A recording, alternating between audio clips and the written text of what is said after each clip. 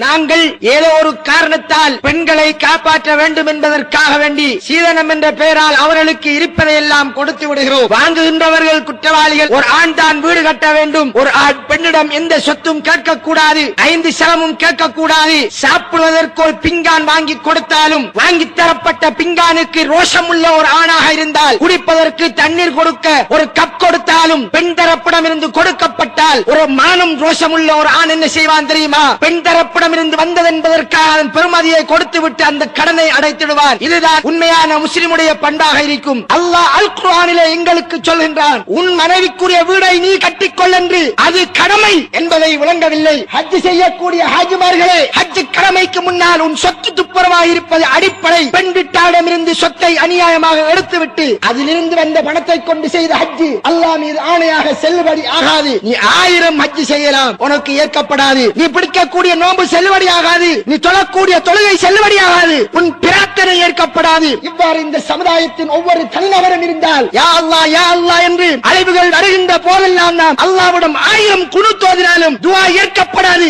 ஏற்பதற்கு முதலாவது நிபந்தனை எங்களுடைய உடம்பில் இருப்பது ஹலாலாக இருக்க வேண்டும். அல்லாஹ்வை பயந்து கொள்ள வேண்டும். மறுமை ஒன்று இருக்கிறது என்பதை விளங்கிக் கொள்ளுங்கள். அந்த மறுமையிலே தப்ப வேண்டும். நரகலோகத்திற்கு செல்லக்கூடாது. எங்களை நாம் வாங்குகின்ற எந்த சீதனமும் காப்பாற்ற மாட்டாது. சீதனம் என்பது ரகசியமாக எடுப்பதல்ல, பகிரங்கமாக வலிந்து எடுப்பது. அல்லது திருமணம் செய்துவிட்டு தெராவிட்டால் விட்டு செல்வேன் என்று வற்புறுத்தி எடுக்கிறார். வலிந்து பயமுழுத்தாட்டி எடுக்கிறதற்கு பெயர் கொள்ளைக்காரன் என்று சொல்வோம். ஆண் என்ற இறைவன் தந்த அந்த சிறப்பை பாவித்து திருமணத்திற்கு முன்னால் பறிக்கிறான், அல்லது திருமணத்தின் பின்னால் பறிக்கிறான். சீதனத்தின் பெயரால் எத்தனை உயிர் கொல்லப்படுகிறது, எத்தனை பேருடைய சொத்து பறிக்கப்படுகிறது. என்னிடம் வந்து எத்தனை தகப்பன்மார் கொடுத்து விட்டு வல்லாஹி அழுதிருக்கிறார்கள். மௌலவி சீதனம் தேவையில்லை என்று வந்தான். மௌலவி ஒன்றும் தேவையில்லை என்று வந்தான். பிள்ளையை விரும்புவதாக சொன்னான். நல்ல மனிதன் முடித்து தருகிறோம் என்று எல்லாம் பேசிவிட்டோம். இப்போது ஊருக்கு தெரியும் இங்கதான் கல்யாணம் என்று. கடைசியா வந்து கேட்கிறான் மௌலவி 10 லட்சம் வேண்டும் என்று. மனம் பத்தது மௌலவி.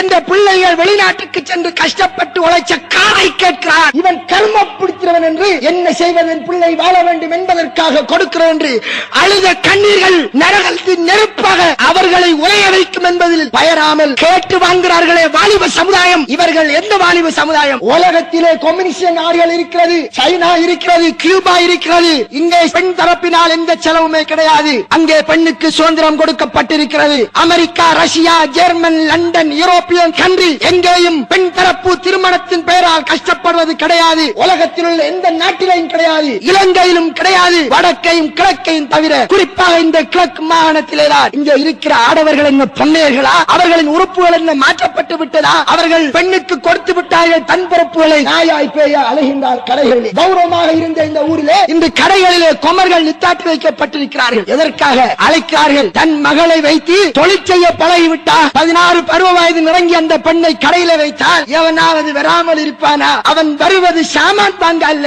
கட்டம் கட்ட தகப்பனே, சிந்தித்துக் கொள். உன்னுடைய மகளை வைத்து நீ பிழைப்பது ஆகாது. ரோஷம் இருக்க வேண்டும், மானம் இருக்க வேண்டும் என்று சொல்வோம். எங்க இந்த முஸ்லிம் சமுதாயத்தின் கௌரவமும் மானமும் எல்லாமே போய்விட்டது. காரணம், நாங்கள் ஆம்பளைகள் எங்களுடைய கடமைகளை விட்டு விட்டோம்.